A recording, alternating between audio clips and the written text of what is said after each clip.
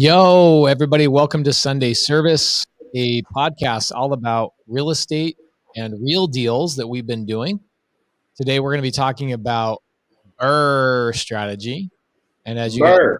know that we hate the BRRRR strategy, but we ironically use it frequently. So we're going to be talking about it. Cody's been really doing a phenomenal job inside of our business, taking deals that we've purchased with Creative Finance and converting them into BRRRR deals.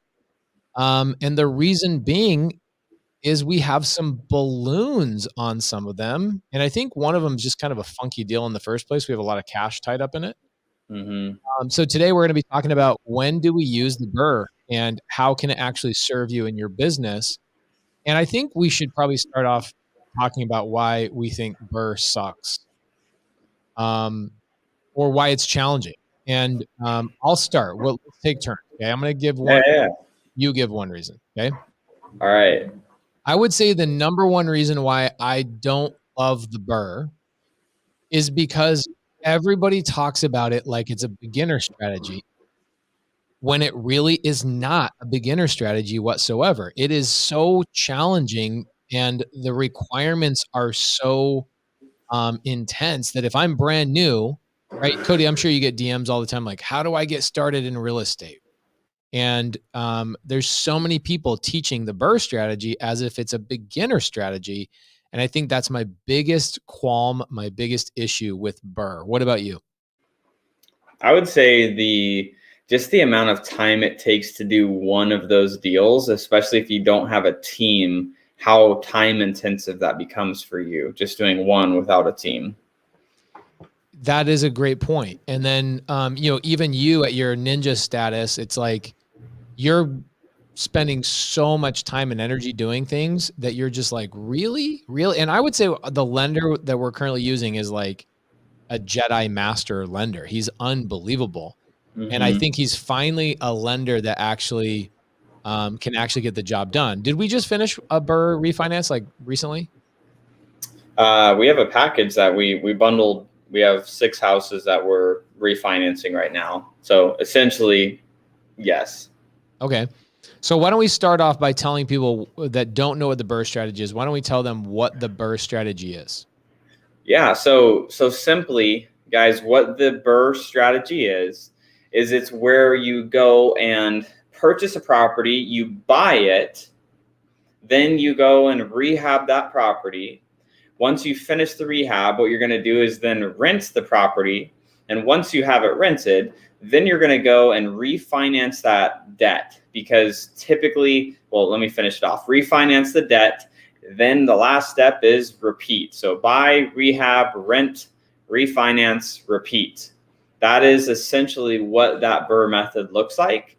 And just really fast on why is this a suggested path for people to follow? Well, the BRRRR strategy, essentially, here is the positive that the real estate world gives for the BRRRR strategy, which I do agree with, is when you buy a property for a discount, like you were going to fix and flip it, you go in, you renovate it, you fix the roof, you fix the hot water heater, you fix the AC, you fix the plumbing, the electrical, all of the things that, become nuisances and things that you have to fix frequently when you have just a regular rental. Without doing those things, it reduces your expense that you're going to spend on fixing the property when it's a rental.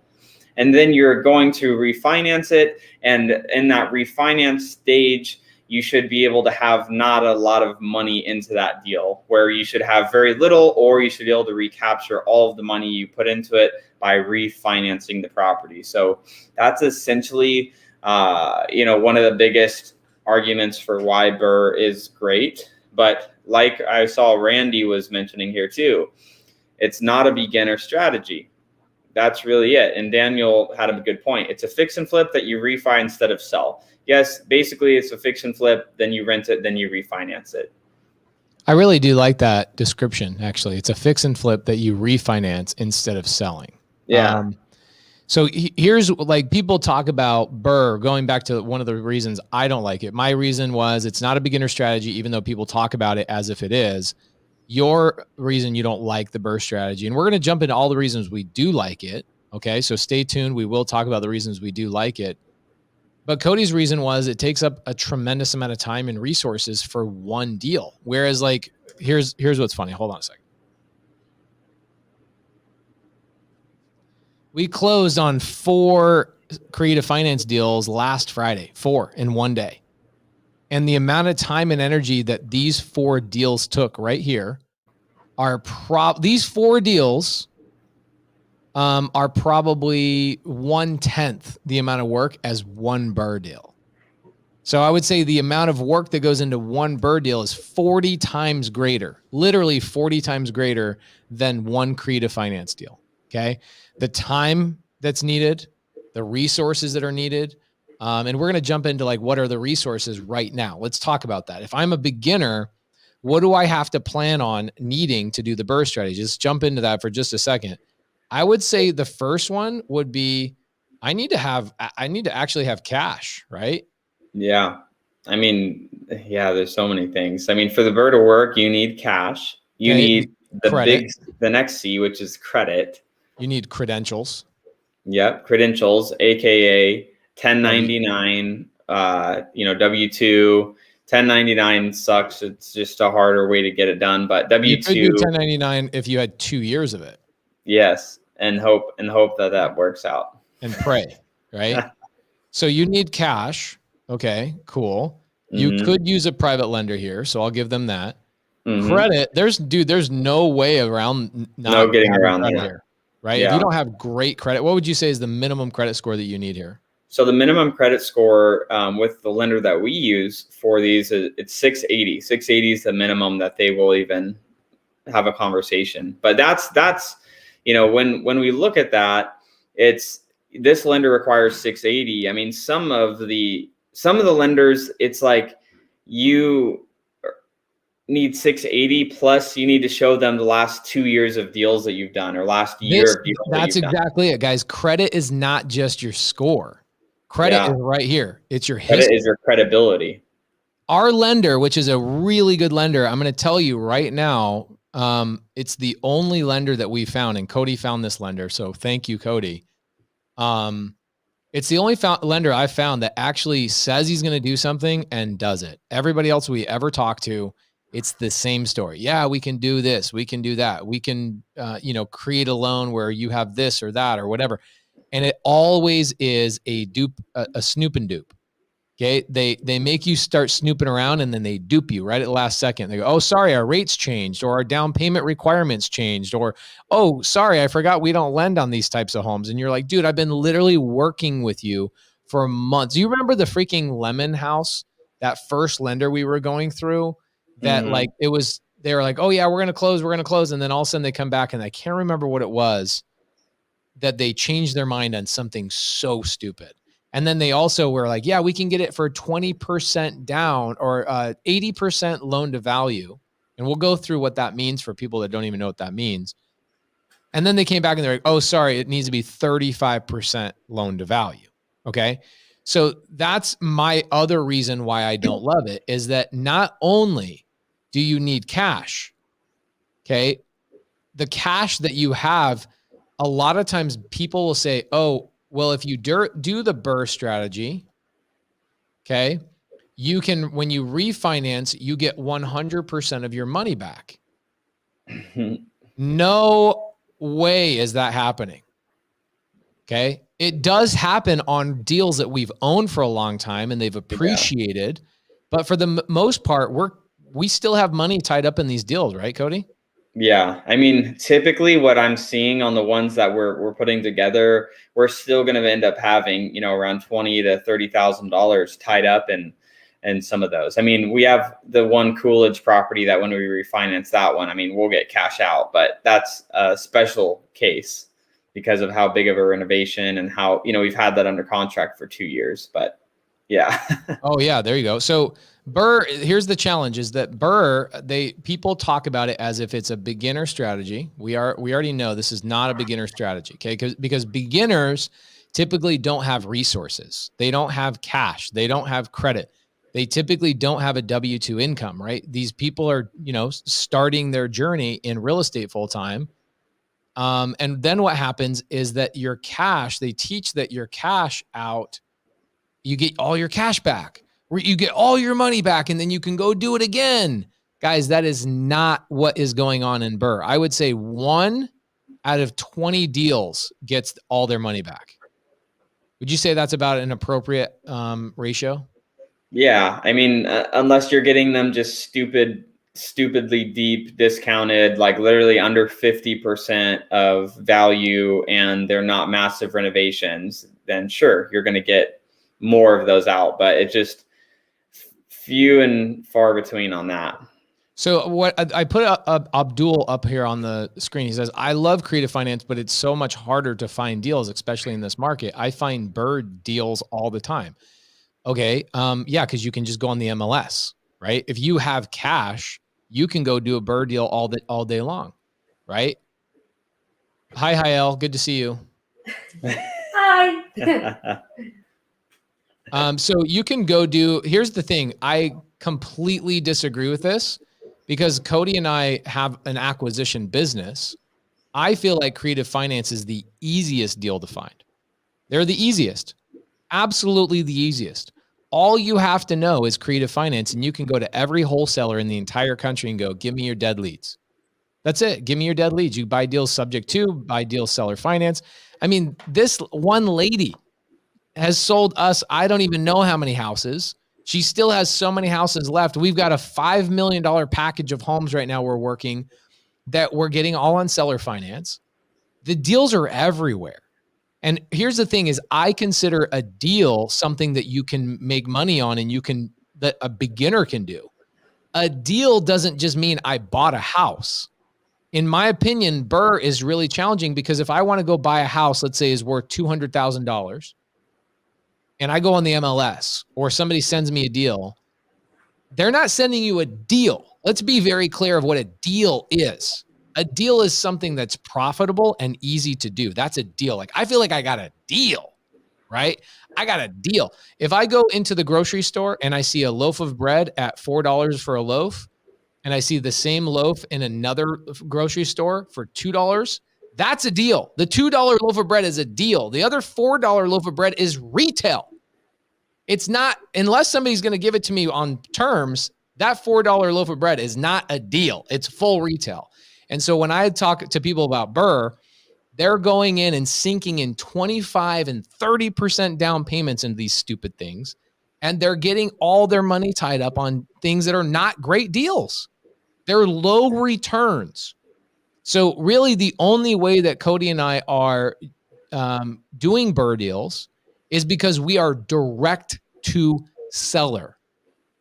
Okay, here's the thing. Samuel, oh, I love this. This is so good. Samuel says you don't have to be a pro negotiator to BRRRR. That's a key point. That is a key point. I think BRRRR is a lazy man strategy. Does it work? Yes, it absolutely works. Case in point, Cody's going to go through a couple of deals that we've got, but it is a lazy man strategy. I don't have to go negotiate. I don't have to work out terms. I just go to a real estate agent and I pay whatever they're asking, and I go get some lender that's going to require 35% down payment. And now I've got a 4.5% or a 5.5% interest rate loan. Guys, BRRRR is not an easy strategy. And when people are jumping into real estate, BRRRR is not. Here's what's really interesting. Okay. I have, you remember 2 weeks ago, I posted on Instagram and I said, who wants to come and spend a day driving mine and Cody's fix and flips? And I had 3 people come out, right? Yep. So I had 3 people come out, and there was a married couple that came out as well. I didn't really talk about them on social media much. I ended up talking about Justin a lot. But the married couple, we were driving around, spending a lot of time talking, and they go, yeah, we're running out of capital. We're running out of money. And, we joined this mentorship that's kind of pricey, and it teaches BRRRR. And I'm like, wait, you're running out of cash and you decided to join a mentorship about BRRRR? How is that going to solve your cash situation? In fact, BRRRR is the exact opposite of a cash infusion into your business. BRRRR is a cash requirement. BRRRR is like a succubus on the cash situation in your business. We don't go and do BRRRR thinking we're going to get cash out. Okay. That is not what happens. Okay. So for us, if you're going to go do a BRRRR deal, plan on spending money. You're not going to get a cash infusion in your business. Wholesaling cash deals, wholesaling creative finance, wholesaling real estate is the way to get money into your business today. Okay. BRRRR is a long-term strategy that requires cash, credit, and credentials. It is not a beginner strategy. So with all this crap talk that we have about BRRRR, right? It's not that I'm talking bad about BRRRR. It's that the misconception that BRRRR is a beginner strategy needs to be annihilated. I would scream from the rooftops that BRRRR is like such an amazing strategy. But what frustrates me is when people talk about it as a beginner strategy is where I get heated. And I watch people go join mentorships that are $10, $15, $25,000 to join a mentorship thinking they're getting started in real estate. BRRRR is not a beginner strategy. BRRRR is for two people. It is people that have been in real estate for a while that have a cash machine like Cody and I. And it's for people who have a W-2 income that go, I don't really want to run a real estate operation. I just want to invest in real estate, 1 or 2 houses a year, and do that for 20 years to the point where I have 40 or 50 properties and I can then retire. It is not a way to get started in real estate. Okay. So Cody, why would we use BRRRR? Like when in our world, which I feel like we use BRRRR properly, when are the times we should use the BRRRR strategy? Yeah. I mean, for us, more of the kind of refinance strategy just in general, where you'd mentioned at the beginning, we have a few deals that we bought on creative finance, either subject to or seller carries, that had balloons on them that are, either 5-year, 7-year, or 10-year balloons that, at the current rate and the terms, they work as that deal. But because the properties have appreciated, why would we not want to refinance those into 30-year debt where we can get, cash out of those deals and it would still cash flow, and we prevent ourselves from being in a deal that has a balloon on it that we're going to have to, kick the can down the road and eventually figure out anyways. So that's one of the ways. So Addison is mentioning, I thought you guys used the SIR method. So that's essentially what we're doing. The other thing is we have, we're going into Q4, guys, the end of the year. And at this time of the year, Pace and I are always looking at what is our tax liability. So we have properties that we're fix and flipping right now, about a dozen properties that we're fix and flipping. And we're looking at, oh crap, our taxes are going to be a lot higher, than we expected them to be at this point in the year based on the other properties that we acquired. So what we're looking at is, instead of opting to make the money on the fix and flip, we're converting those into being essentially BRRRR deals where we flip them like we were going to resell them, but now we're just getting tenants in place and then refinancing into long-term debt so we can get the write-off and the depreciation on those properties. I like that. By the way, Damien says, how do you have money stuck if you use 100% OPM? So here's the challenge, Damien. It's not that we think that the BRRRR is wrong or bad. It's that the way that people pitch BRRRR, please write this down, everybody. The reason I don't like BRRRR is because of the way that people educate about it. They act as if you can get all of your money back. Okay, well, all of your money, in my opinion, is that it's also my private lender's money, right? I'm being told that I can when I refinance, I get 100% of my money out, and I can take that same amount of money and I can allocate it to the next deal. But what you're indicating, Damien, is exactly our experience, is that you always have some money stuck in the deal. Whether it's your money or a private lender's money, guess what it is? It's ammunition that I could use for another deal. So that money is stuck in a deal that I don't want stuck there. If I'm being told by BRRRR gurus that I should be able to get all of my money out, what I'm hearing is that all of my money, not, hey, you can get your personal money out, but your private investor's money needs to stay in there. Say that, for heaven's sakes. The challenging thing is I see people joining mentorships with BRRRR that are spending $10,000, $25,000 thinking that they can get all their money out on deals. In order to get all of your money out of a BRRRR deal, I think you've got to buy it about 50 cents on the dollar. Is that about the appropriate number, Cody, would you say? Yeah, give or take, depending on how much renovation it's going to need and some things like that. But yeah, you got to buy them deeper if you want. When was the last time anybody bought a deal 50 cents on the dollar? We've bought a couple of, I think Coolidge, we bought 50 cents on the dollar because we sat on it for 2 years. Yeah. At the time we bought it at 75 cents on the dollar, but we were in a lawsuit for 2 years and it appreciated. But beyond that, have we bought a deal or any of our friends bought a deal at 50 cents on the dollar that we could literally get all of our money out of the deal when we refinanced? I think Mesa Drive would have been one if we did that one, but we never did. I mean, I think we get a couple of those a year. Most of them are not like that. Right. So look, I want people to understand what the BRRRR strategy is, but I want people to understand that BRRRR strategy is not a cash infusion into your business. It's a great way to invest in real estate long-term. Yes. It's a great way to get rid of tax liabilities. It's a great way to acquire properties and build your portfolio, but it is not for beginners looking to get started because it takes 6 months before you even get your first cash flowing check, right? So is that a great way to get started in real estate? No, that's called like investing on the side, right? That's just investing on the side. You might as well buy stocks. Okay. So it's a great strategy, but you have to understand it. You're going to have money stuck in the deal. You're going to need a 680 credit score plus history. And you're also going to need a W-2 income, and you're going to need to show tax returns and all of that kind of stuff. You're not going to be like, hey man, I'm working at McDonald's and I want to get into real estate. That is what wholesaling and creative finance can do for you, right? You can jump into creative finance. You can jump into wholesaling without any cash, without any credentials, and without any credit whatsoever, right? So back to Cody's point. When we're sitting there talking about, at the end of the year, Cody and I, let's say we make millions of dollars. You told me what my K1 was going to be, and I was like, wait, what? Like the other day when we were on the phone for an hour and a half, I was like, what? We made that much money? This is amazing. That's a problem. It's a problem because let's say that hypothetically, we'll make it very, very simple. Okay. Let's see here. Doritos, the sub-2 mentorship on Kajabi. Interesting. Oh, Sam Houston, a lot of the students are talking about this. Okay. So let's say that we've got a deal.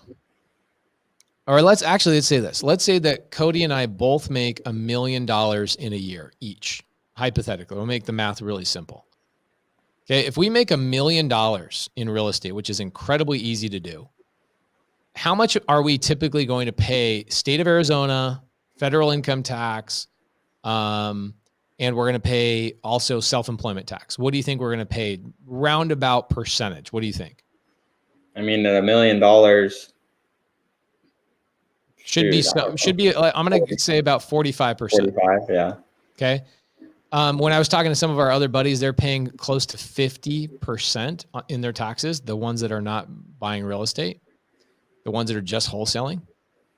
Okay. So let's say we pay 45% total in taxes. That means the only thing I made $1 million, so I could only make $550,000. That sucks. That completely sucks. You gave away $450,000. You gave it to Uncle Sam, who mismanages it. So what are we doing to get rid of that liability, Cody, is 2 things. One, we make a lot of money from we make money from 3 places. The only 3 places you can actually make money in real estate is you make money from fix and flip. I also call this development because you could make money in building houses or whatever. We make money in fixing and flipping. We make money in wholesale. And we make money in cash flow on existing properties.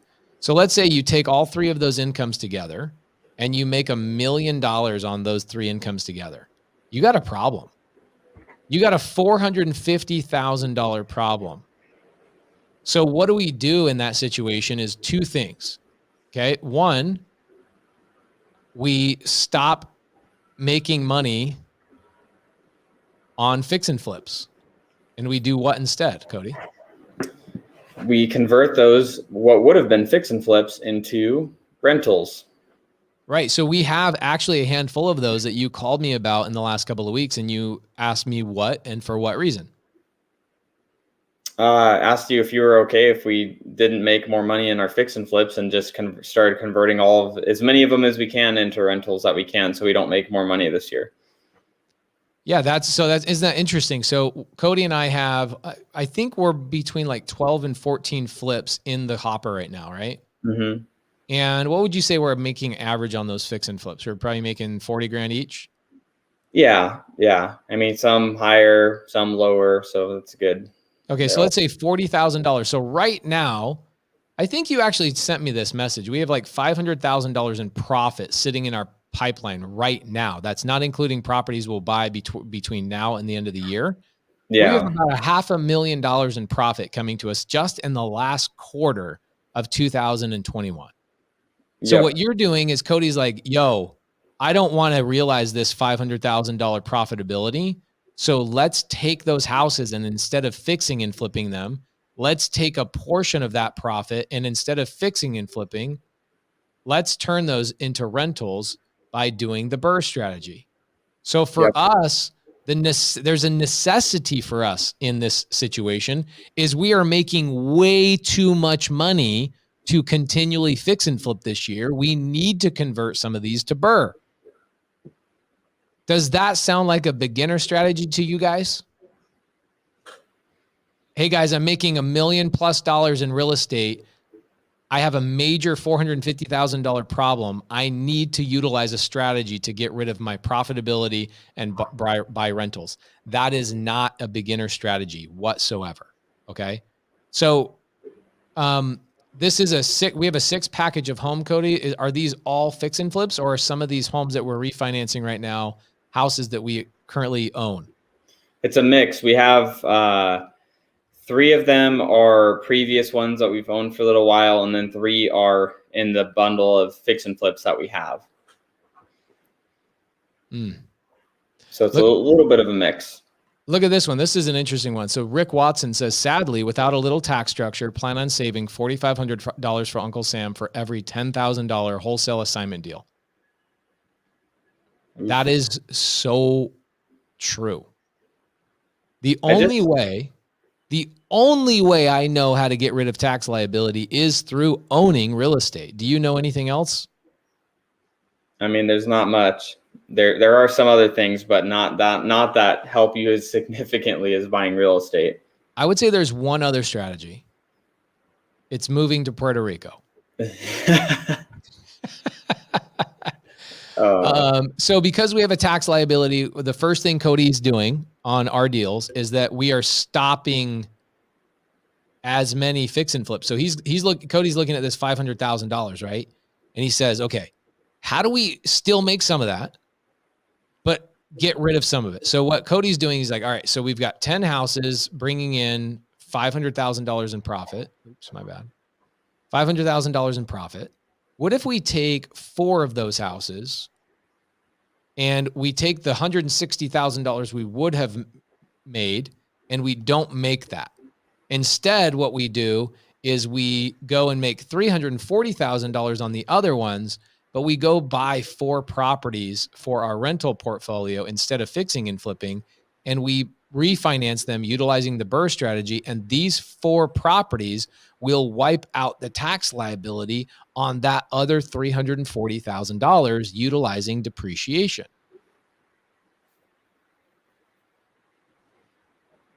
Is this the strategy? Yes, it's exactly the strategy. Pretty much any of the ones that make sense on, converting to be a rental, we're converting. The properties that we had that we're flipping that are like manufactured homes and, small condos with high HOAs, those ones we aren't, but pretty much any of them that are actual single family houses, we are.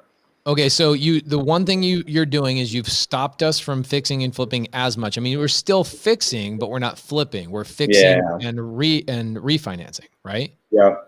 Yep. Okay, cool. Now, the other thing that you're doing is you're going to some of our existing rentals, some of our sub 2 and seller finance deals that we've purchased.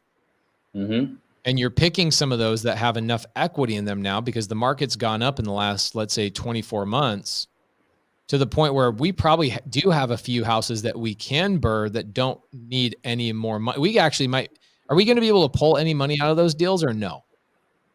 Yes, we actually, yes and no. So there's the great story of the yes, and then there's the what we're doing, which is the answer is no, is for example, Des Moines, one of the properties that we have that we have a higher balance than we'd like to be in second position against it.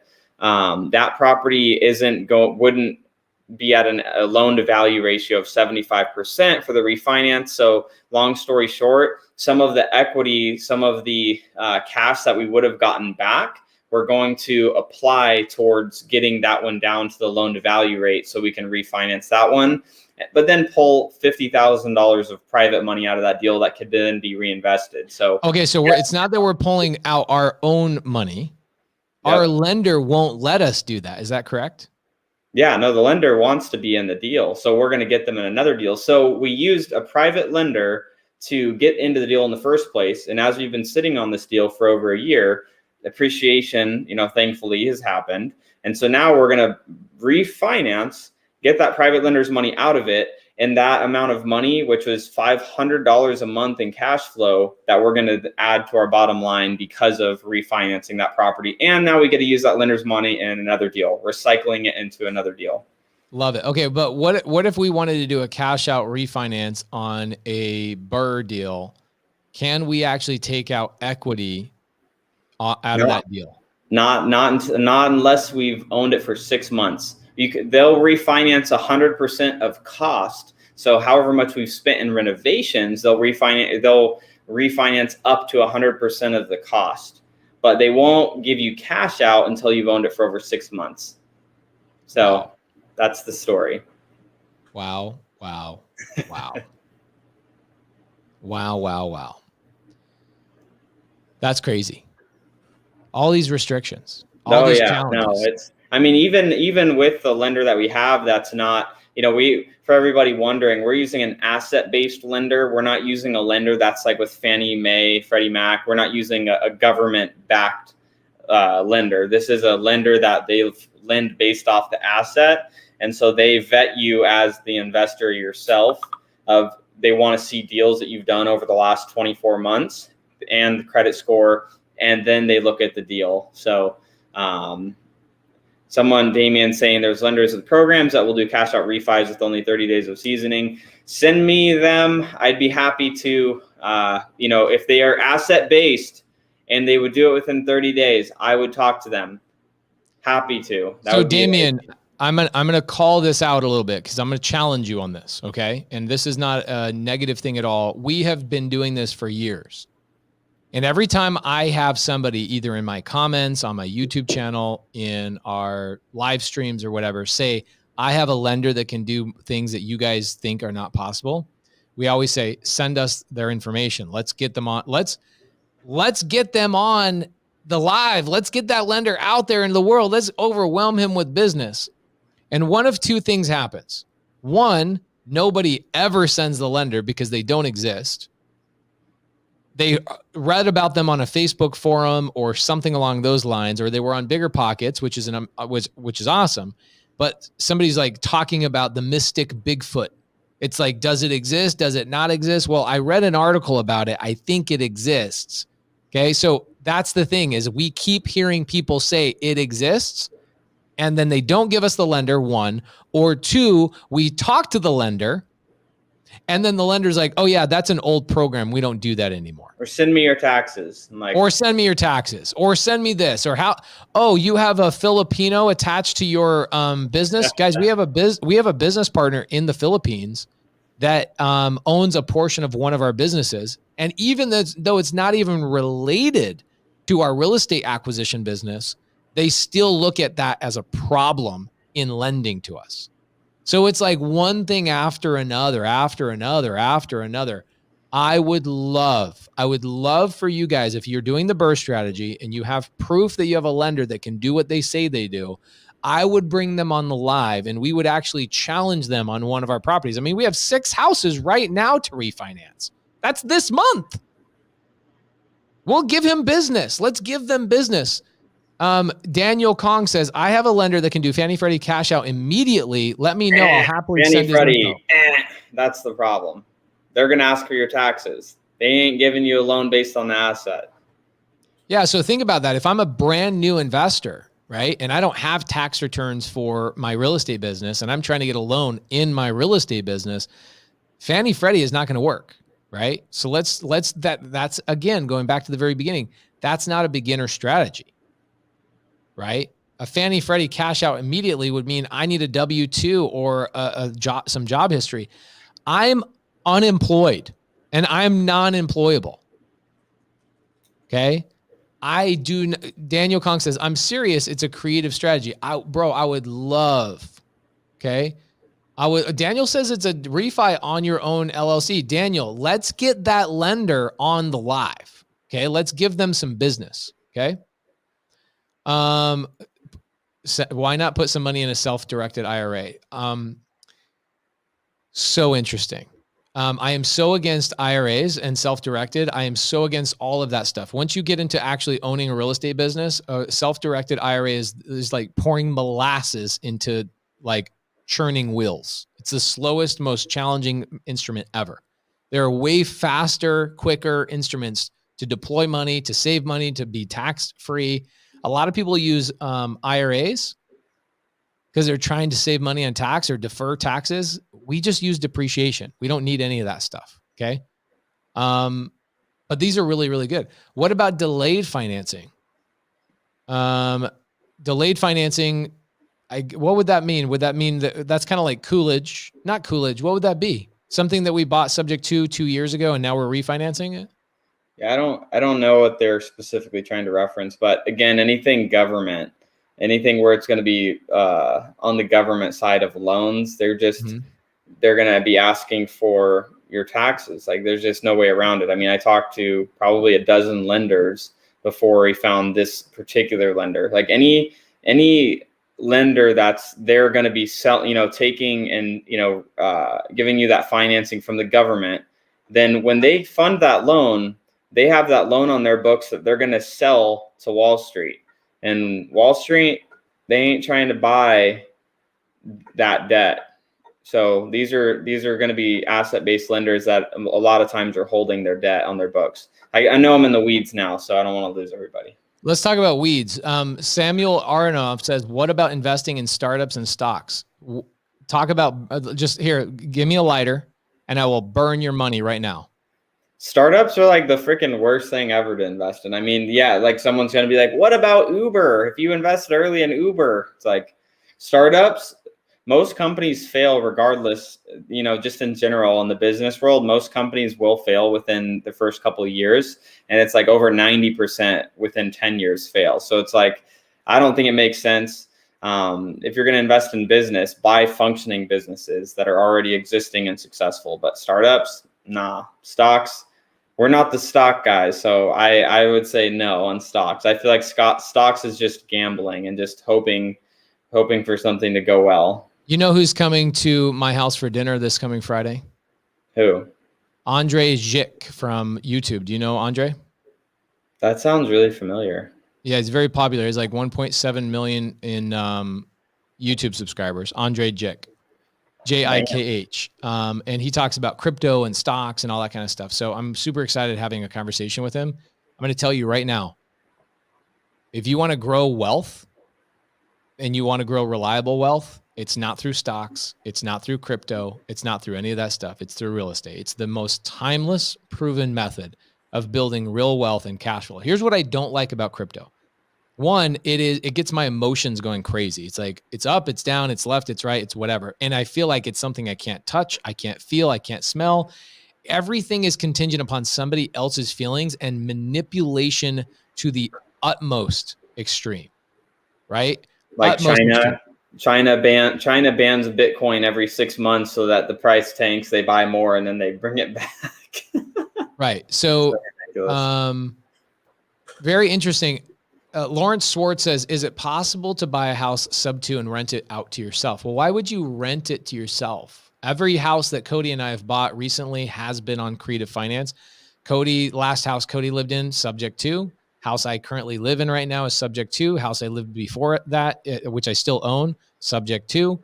The last several hundred houses we've bought is either seller finance or subject to, and we can choose to live in them, rent them out, Airbnb them, behavioral health, corporate housing, whatever we want to do with them. They are our houses. We can do what we want with them, right? Sean Bolden says, is Vanilla Ice coming on your show? No, Vanilla Ice and I are going to be on stage together on Wednesday in Tampa. That's what that post was all about. Check it out. Sam Houston says, as someone who's got a good stock portfolio, it's not the best strategy at all for building wealth. Here's the challenge I see with crypto and stocks and all these other things. If I want to buy groceries with my stock money, guess what I got to do? I got to get out of the market. I got to pull my investment out. I got to sell my investment to go buy groceries. Okay. And that's just, obviously nobody's doing that. But with real estate, I get a check every single month, right? Whether I have an Airbnb or I have a rental, Cody and I, if we decided, hey, let's have a company party every single month, we can have our investment pay for that because we have cash coming in passively every single month. However, our investment is still intact. All you cryptos and stock investors, you have to sell and get rid of your investment in order to buy something. And so that's a strategy I don't love. I know, Cody, you're investing in crypto like just incrementally, right? Yeah. I just have automatic buys every week, regardless of what's happening. Right. But again, it's like I treat like crypto and stocks and other things outside of real estate as more of like asset allocation and like wealth preservation investing, because if the market tanks, then if I have money in like silver, gold, crypto, some stocks, and if the real estate market goes down and those for some reason hold better, then I still have my net worth doesn't take just a huge dump. I'm able to have some other assets, but I don't see those as the primary investment vehicle.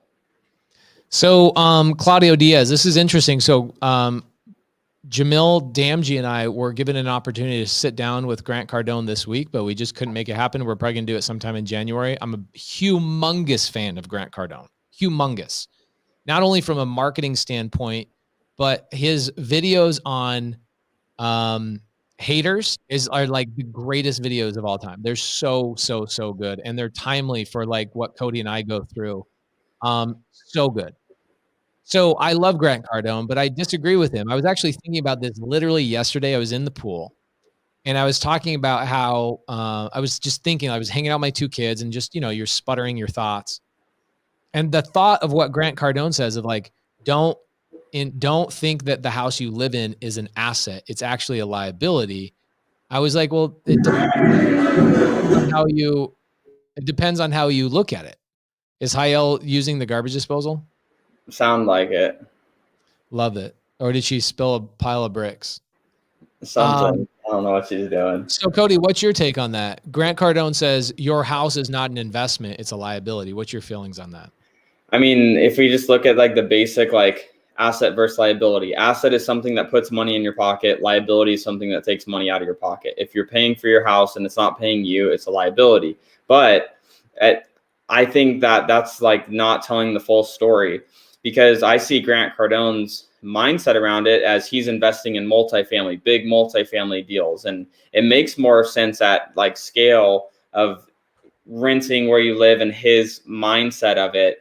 But for like the more normal person, like a small business owner to a medium-sized business owner, I think it makes more sense to own the home, because most people's wealth is going to be in their properties that they own over the years of appreciation.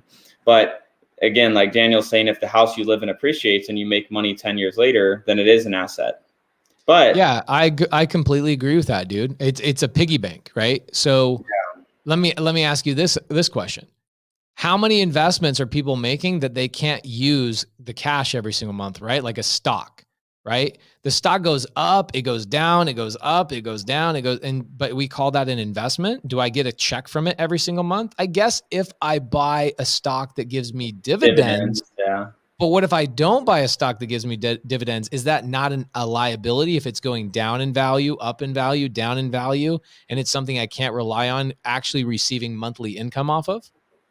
Yeah. And another thing I would say too, on Daniel's argument, if it appreciates and you make money 10 years later, then it is an asset. Well, what if you bought your house in 1998 and you planned on your house being an asset, and in 10 years, in 2008, the financial crisis, now your house ain't worth shit. And now you're like, crap, my house wasn't an asset because I've been paying for landscaping, property taxes, homeowners insurance, fixing up the inside, doing all the little miscellaneous repairs. And over 10 years, you've been spending money. It was going up in value. So it looked like you were getting rich on paper, and then the market goes down, and then it's not an asset. So yes, we do appreciate appreciation, and we are happy when that does happen, but that's not the strategy that we're like hoping for that works out for us. We want cash flow from the real estate. Yeah, here's the answer. I think Grant Cardone is speaking a little bit out of context to the audience, right? His audience is not Grant. And so he's so scaled. It's like taking advice. It's like taking advice from Mike Tyson when you first start boxing. You don't even have a pair of gloves. Like, dude, you got to start small. And like you said, most people's largest investment they'll ever make is in their home. So when you go around and spread a blanket comment like your house is a liability, not an asset, you're literally talking to the 1% of the 1%, right? Yeah. So 99% of people, it's the greatest investment they'll ever make. Even though it's not passive income every single month, it's doing two things. Number one, it's paying down the mortgage, right? So either A, you're paying your landlord's mortgage down, or B, you're paying your own mortgage down. So in that by itself is a piggy bank, okay? At some point, you will pay that off. The second thing is that over time, your house will appreciate and it will be a great investment. It's just a matter of holding on. Mm-hmm. But Grant Cardone is not talking to individual homeowners when he's saying that. He's talking about the big players, the big boys in the real estate space of like, look, you need to deploy your capital into actual investments that are paying you every single month. Don't deploy your capital into something that, you want to live in some nice house. So you have to realize who he's talking to. Yep. So a couple of things we've got a couple hundred people on here today. Thank you guys. We didn't even promote Sunday service today. So, or even at all this week, we just have so many things going on. I want to say thank you to everybody. First and foremost, thank you so much. The questions, the comments, the love that you guys give us on Sunday service has been amazing. Couple of things coming up. Next week, there will not be Sunday service. Actually, maybe we should do Sunday service. You should maybe come in at 7:00 during the 26-hour live, and we should do a Sunday service section of the 26-hour live. Love it. Next Sunday morning, guys, less than a week from today at 3 a.m. Arizona time. So if you're East Coast, that's 6 a.m. I will be going live for 26 straight hours. Okay. A couple of reasons why. One, because I get the question all the time, how do I get started in real estate? And I have made a decision that my goal was to never, ever have to answer that question ever again. And so we did that with Zero to Hero. Okay. Zero to Hero was the answer of how do I get started in real estate? And the challenge with Zero to Hero is that it's kind of geared towards people that have a budget to spend on marketing. So we decided to do another Zero to Hero challenge, and we're going to launch it on October 3rd, which would be next Sunday.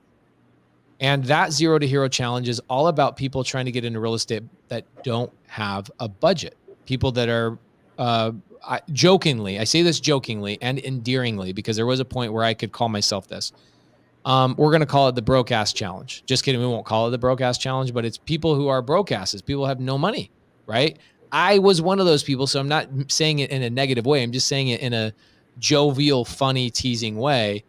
We're going to be launching the Zero to Hero challenge, which is how do I start with zero and how do I get a deal within a couple of weeks We're going to start that challenge on October 3rd. The other reason I'm doing it is because I want to go through all the letters of the alphabet. Why is it 26 hours? Well, because I've already done a 25-hour, and I guess I have to one-up myself. So there's that. The other reason is because there's 26 letters in the alphabet. And so what I'm going to do is I'm going to teach you guys the ABCs of real estate all the way from the very, very, very beginning. We're going to go A, B, C, D, E, F, G, all the way through. And the first letter is the topic that we're going to talk about. Okay. And it's basically a breakdown of everything you need to know to get started in real estate. It will be the ABCs of real estate. We're going to bring in some special guests. We're going to be bringing in some attorneys, some escrow officers. We're going to be bringing in some fun people just to give you guys the basic rundown of everything you need to know about getting started in real estate. So that's next Sunday. You guys can set a reminder. I'm going to be giving away prizes every hour. So like t-shirts, hats, all that kind of stuff for people that are on the live session.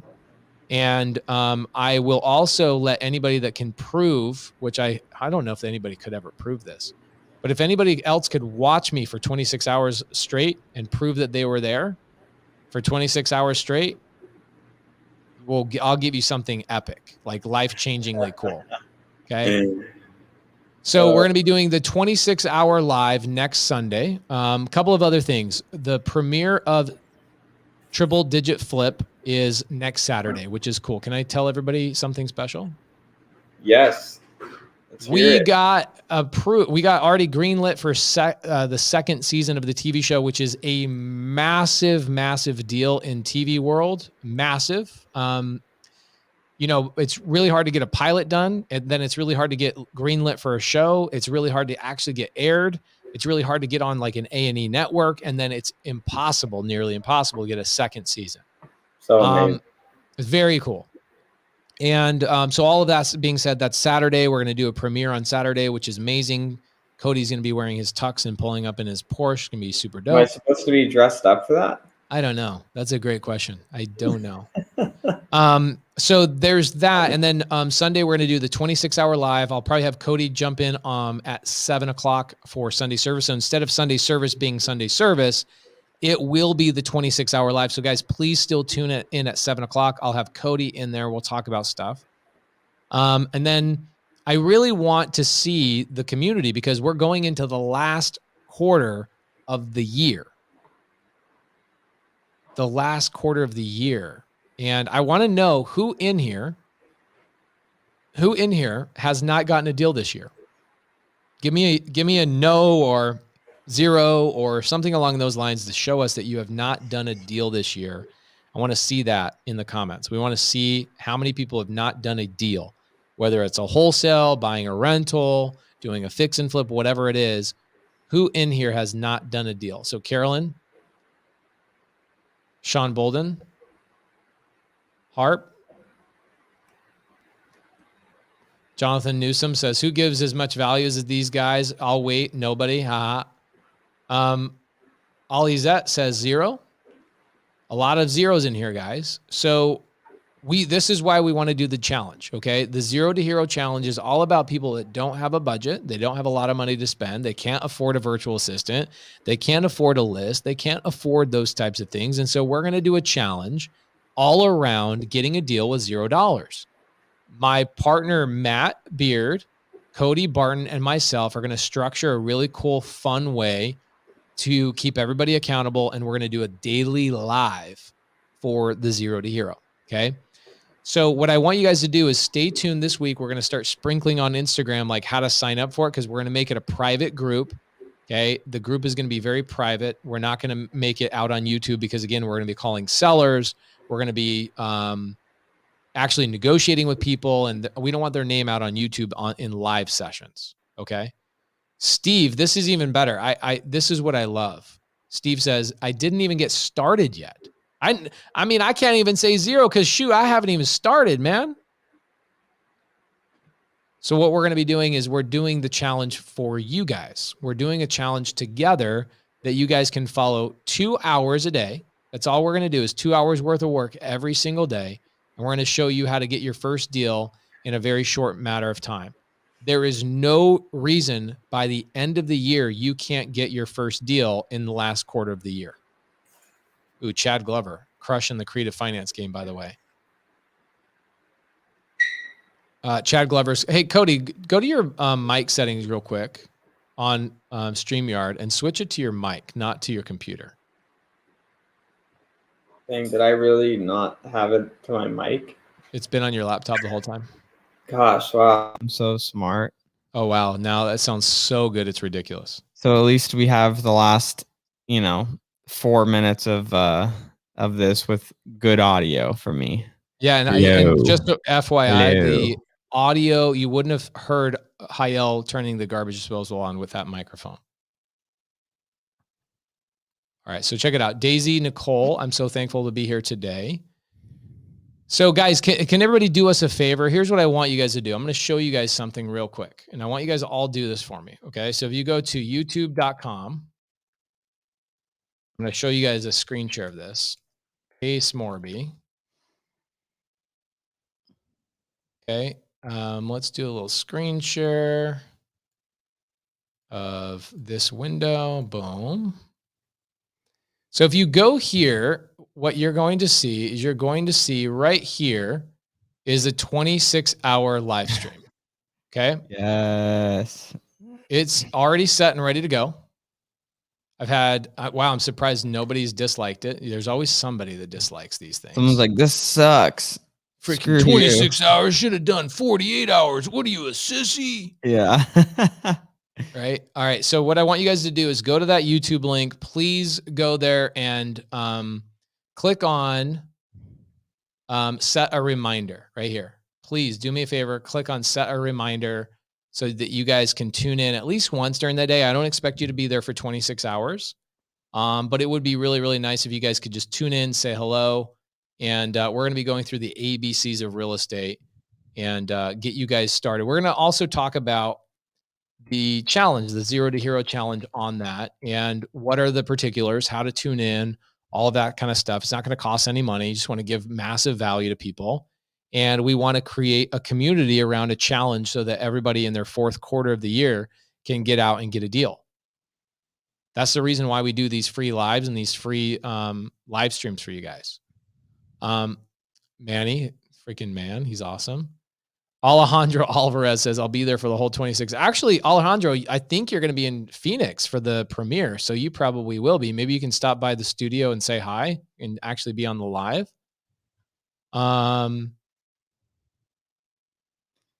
Cody is not only human, he's going to have 6 kids. Bro, is there something I don't know? That is not going to happen. That was someone said that on a previous live, and it's lingering now. What was that all about? Just talking. I don't even know, honestly. I don't know how that got brought up. But anyways, changing the subject. How are you going to get up at 3 after your huge premiere party? Well, one, guys, Pace doesn't drink. Pace doesn't party. Party for Pace is going to be like, 3 iced teas deep after drinking an orange Monster. Like, yeah, that is true. The other thing is Cody and I, so on Saturday, just so you know, Cody, right after the premiere, you and I are teaching Jamil's mastermind. You know that, right? Yes, I did know that. And then I think that there's going to be a sub 2, an Astro, and a TTP meetup. I wonder if we could get the 0 to Hero people as well. We could do a 4-way meetup in Arizona. Tristan Trenberth is doing the collab on that, and we could do a 4-way meetup between those 4 communities, all in Arizona. I think what Tristan's hoping to do is actually extend the place that we're renting and just have a big meetup there and just like the biggest real estate meetup of the year type of thing, Let's do it. Let's see. So Rodney says, so what you're saying is that after this 26-hour live, I'll have the knowledge and resources to make a deal happen? Yes, Rodney, you will. Yes. It's interesting. Jonathan Newsom says, Pace, when's the next mastermind, bro? It's already sold out. But we're potentially pushing it to January because of how much stuff is going on. We didn't know that we were going to get the second season of the TV show And they want to highlight a lot more of mine and Cody's real estate business on the TV show. So there is going to be a lot more pressure on our real estate business, which is, the foundation of everything else. And so there's a possibility that we push the mastermind all the way to the beginning of the year, just FYI. So we'll let you know how that goes. Rita says, would that be a replay? So the 26th hour live, here's what I'm doing. The 26-hour live is now going to live and breathe on the YouTube channel indefinitely. Okay, we're going to make one live stream, and it's going to be a permanent live stream on my YouTube channel, so that anytime somebody brand new comes and they go, how do I get started in real estate? I'm going to say, go watch the live stream on my YouTube channel. We'll literally walk you through the ABCs of real estate. If you have a question after that, then you need to squat up with somebody. But we're going to talk about the ABCs of real estate. Basic stuff for 26 straight hours. And I'm going to do it chronologically and in sequential order. I'm not going to be like, okay, title and escrow, and we're going to do it on like the first hour. That ain't going to happen. Like literally title and escrow is letter T. We're not even going to talk about title and escrow until we get to letter T. Okay. So, Samuel says, will your TV show be recorded somewhere? Well, Samuel, it's on A&E. So if you go to, I wonder if it's even on like their website.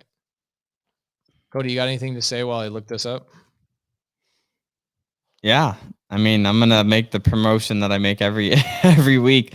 For those of you that don't know, Sunday service is on Spotify and iTunes. So while you're driving to work or you're driving from home to work to home, you can listen to Sunday service on there. So just wanted to let everybody know that, watches this, live on YouTube, that you can listen to past episodes throughout your work week. So. All right. So check this out. Here's where you guys can find the TV show. This is kind of weird to even think about, but here I am sharing A&E's television schedule with you guys. Right there, guys. It's right here on the screen. Bada bing, bada boom. October 2nd. What time? Triple digit flip. Animal House versus Madison House. The Animal House versus Madison House. Jamil and team have a decision to make. 2 houses, but they can only flip one. Jamil, Pace, Rahima, and Laura dive in. Faced with a tight timeline and some unexpected hurdles, will the dream team end up with a nightmare of a flip? Wow. That's so freaking dope. Season 1, episode 1. It's on A&E, guys. So if you want to watch it, you got to just go to A&E's television show or their channel. There you go. It's right here in the side shot. Let's see. Pricks, Money, Family. Oh. All right. Bye.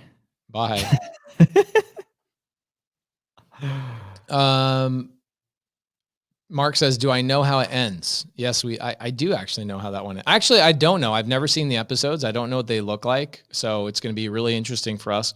Cody and I will be watching it live in a big, massive theater that we've rented out for like 450 people to come and hang out. Last week, we gave away 25 spots to that premiere to the audience here. So we'll see the 25 of you guys that ended up being able to come. Ooh, interesting. Harp Marbury says, I couldn't make it Uncle Lonza free lead Zoom. Is it recorded someplace where I can see it? Yes. Everything that is in the private mentorship of sub2.com is always recorded. It is always shared. You will be able to get access to it in the Kajabi app. And you can go and watch that out. All right. So guys, good Sunday service. Next Sunday, we will not be doing Sunday service the typical way. We'll be doing Sunday service during a 26-hour live. I'll have Cody jump in for probably a couple of hours with me. Maybe he'll have him start at 6, have him get out at 8. Let's do it. Have him hang out for a couple of hours right before I go into the late night session. And the last 10 hours or so of the live, whatever it is. Let's see. Well, I got to go after you get off. I have to go another 9 hours.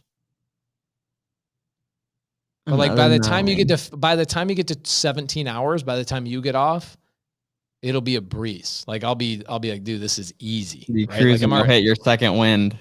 I'll get my second wind. You will revitalize me, bro. You will revitalize me. It'll be great. So guys, thank you so much for tuning into Sunday service. If you have not tuned into Cody's YouTube, let's give you Cody's YouTube. Shout out. Shout out. We just got a new editor, which is dope. Yes. And this editor is going to be helping out Cody get more of his videos out more timely because he's got some of the best content in the game. Interesting. Cody Barton. Let me give you guys his link. Guys, go give Cody a subscribe, please, on his YouTube channel. That would be amazing. There it is on the screen. And guys, we will see you next week, not for Sunday service. There will be no Sunday service next week. There will only be a 26-hour live. I hope to see you guys there. Every hour, I will be giving away swag or gifts or something fun just to keep the day fun. And we will see you guys next week on not Sunday service. Later, guys.